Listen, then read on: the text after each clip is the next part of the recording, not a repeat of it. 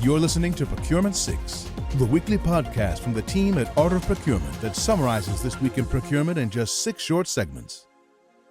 Hi there, my name is Philip Eitzen, and today is Friday, June 28th, 2024. 6. I dipped into the AOP archive this week to find a tip of the week, and it comes from my conversation with Apple co-founder Steve Wozniak. So I asked Steve what procurement could learn about branding our capabilities from Apple and from Steve Jobs. Steve was very clear in his answer. He said to optimize for user experience and the quality of your work. A tool that I like to use to step back and consider the user experience is journey mapping. So take a single procurement process today. It can be requesting help from procurement. It can be navigating the risk assessment process, maybe the sourcing process. Those are all examples. And perform a stakeholder or even a supplier journey map. Doing so is going to provide you lots of insight into how you can increase the overall experience and is a big investment in the brand of procurement. 5. Along with every new AI tool or capability that hits the market, also comes some new risk or data concern that procurement has to be aware of. In this week's podcast, Kelly and I spoke with Nick Heinzman, the head of research at Zip, and Lance Younger, the CEO of ProcureTech, about how AI is revolutionizing the procurement tech stack. In this clip, Nick explains how procurement can avoid turning their AI tools into a kind of black box where no one knows where the data is coming from, what's happening to it, or where it's going. Let's listen. A lot of people really do want to know exactly where it is and where it's coming from. Yeah. And that's you mentioned we've been piloting this. We have hundreds of customers looking at the idea of using it. But the key thing we've put into the design framework around this is knowing when something is an AI generated or not, and giving the ability to, where reasonable, toggle it on or off. People really asked for that because they want to understand not only when their data might be going somewhere, which for what it's worth, we have a zero data retention policy with OpenAI and how we work with them, but the way that people can understand the auditability of where a specific data point has come from, or if it really goes with the overall trend, right? We don't want a black box of this.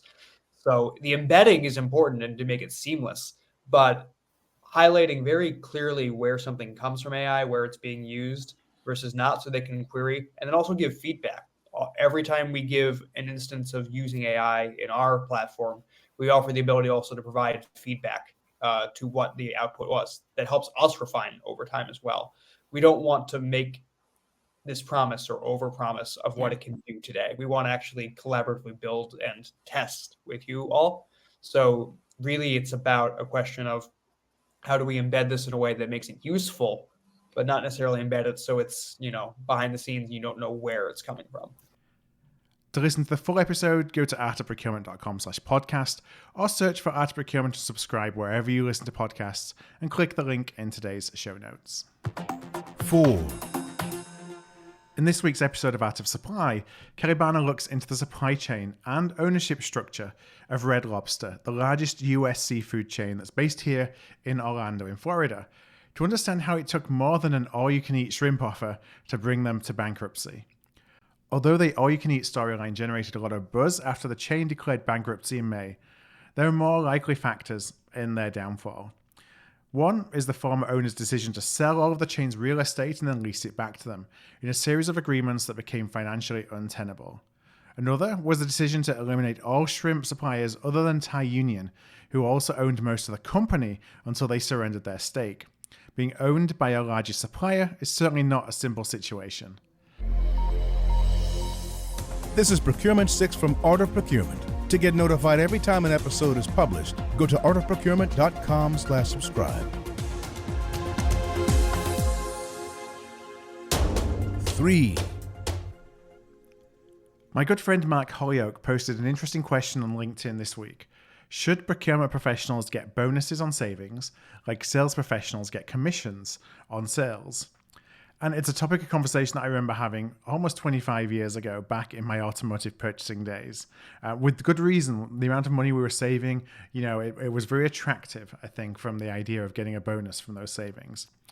But there's a few reasons why I believe that this has never become a thing. So one, would procurement folk be willing to work for a low base rate, but with the potential to earn more based on bonuses for savings? A lot of sales professionals are really low, have low compensation, at least from a base perspective, because it's all built upon the idea of getting larger commissions.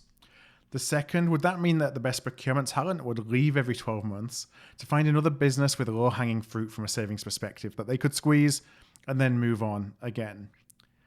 Third, maybe most importantly, I think this could open up the door to fraud. So agreeing to artificially increase prices that can then be reduced later to achieve a savings bonus or commission.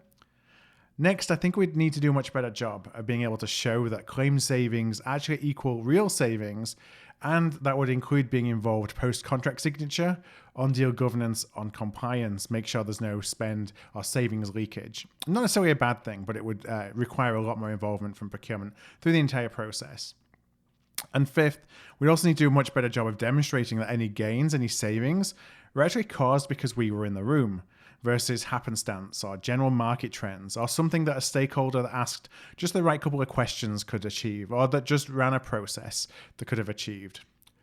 Now, when you look at the value that a good procurement person delivers, the numbers can be very significant, so I definitely get the attractiveness.